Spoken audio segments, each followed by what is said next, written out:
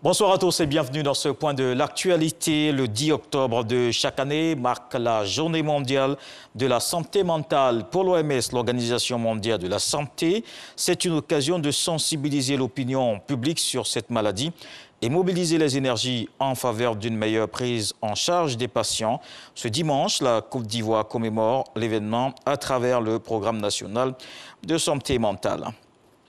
Une autre journée célébrée ce dimanche, l'abolition de la peine de mort qui gagne du terrain sur tous les continents, mais le combat pour l'abolition universelle de la peine capitale continue. Un combat que le président Emmanuel Macron a annoncé vouloir mener samedi à la veille de la célébration de cette journée qui se tient tous les 10 octobre depuis 2003. Il a notamment annoncé que la France allait organiser une rencontre au plus haut niveau. Celle-ci doit rassembler les sociétés civiles des États appliquant encore la peine de mort pour les convaincre de l'abolir. 144 pays au monde ont cessé cette pratique. Ici en Côte d'Ivoire, 3 nouveaux quartiers et un village de la commune d'Anyama bénéficient désormais chacun d'un centre de santé. C'est une action du conseil municipal qui souhaite rapprocher davantage le système sanitaire des populations. Ces nouveaux centres de santé sont équipés, dotés de forages et de groupes électrogènes. Ce dimanche, le maire Abidou Sila a procédé à la remise officielle des 10 infrastructures qui ont coûté environ 245 millions de francs CFA. Les populations du Djuablin se sont retrouvées ce samedi pour la cérémonie d'hommage au président de la République, Alassane Ouattara.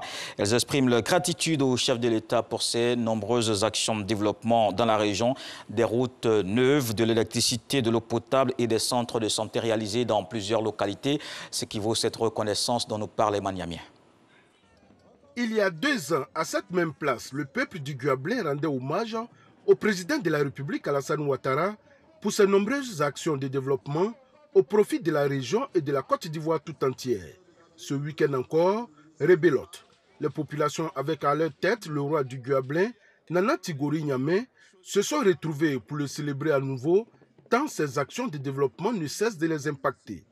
Outre les infrastructures réalisées pour booster le développement de la région, les cadres de l'Indéné Djuablin sont promus à des hauts postes dans l'administration ivoirienne, notamment au gouvernement. Infinie gratitude à vous, Excellence Monsieur le Président, pour le nouveau collège de proximité. Merci à vous pour l'électrification de tous nos villages au taux de 98%. Merci à vous pour les centres de santé réhabilités ou bâtis. Merci à vous pour les pistes rurales rechargées et les ponts refaits qui facilitent l'évacuation des produits agricoles, sans omettre le bitumage en cours de la voie reliant à Imblekro à Takigro et la rénovation de celle à Imblekro-Bondoko. Le président du Conseil économique, social, environnemental et culturel, Dr Aka Wele, s'est réjoui de cette cérémonie. Pour lui, la reconnaissance est une valeur à cultiver. Nous avons raison d'être reconnaissants pour ce que le président de la République fait et nous avons encore plus raison de lui rendre hommage. Cet hommage, nous le lui devons en réponse à l'œuvre de développement et de progrès qu'il accomplit chaque jour comme un impérieux devoir vis-à-vis de son peuple. Pour cette cérémonie d'hommage, les populations sont venues des 3 régions du district de la Komoué pour témoigner leur admiration au chef de l'État pour son leadership gagnant. La route, vous avez vu, de Bongwanou à Nimblekro, nous avons fait 1h45 pour arriver. Si c'était avant, nous allons faire 3 heures du temps. Et c'est ce que nous recherchons.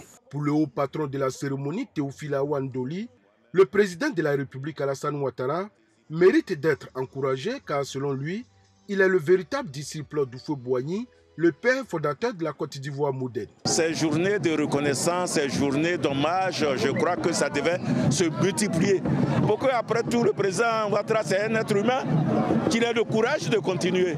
Les populations du Djuablin ont assuré au président de la République qu'elles lui seront toujours fidèles, car, diront-elles, c'est grâce à lui que leur région compte parmi les plus belles de la Côte d'Ivoire. Dans le reste de l'actualité, en Tunisie, au moins 6000 personnes sont descendues dans la rue ce dimanche à Tunis. Une manifestation contre le président Kais Saied depuis qu'il s'est arrogé les pleins pouvoirs le 25 juillet 2021. Le gros des protestataires s'était massé devant le théâtre municipal. Malgré un filtrage et beaucoup de contrôles, les manifestants ont convergé vers l'avenue Bourguiba, l'appel de différentes formations opposées au président, dont le parti d'inspiration islamiste Ennahda. Une portion de l'avenue Bourguiba était néanmoins interdite aux manifestants. Un crash d'avion fait 16 morts. En Russie, l'appareil transportant des parachutistes civils s'est écrasé dans le centre du pays. 23 personnes avaient pris place à bord de l'avion de fabrication tchèque et s'est écrasé une vingtaine de minutes après le décollage, l'équipage ayant détecté une panne de moteur selon les autorités locales. Le prochain rendez-vous avec l'actualité, c'est à 20 h. Je vous retrouve avec beaucoup de plaisir.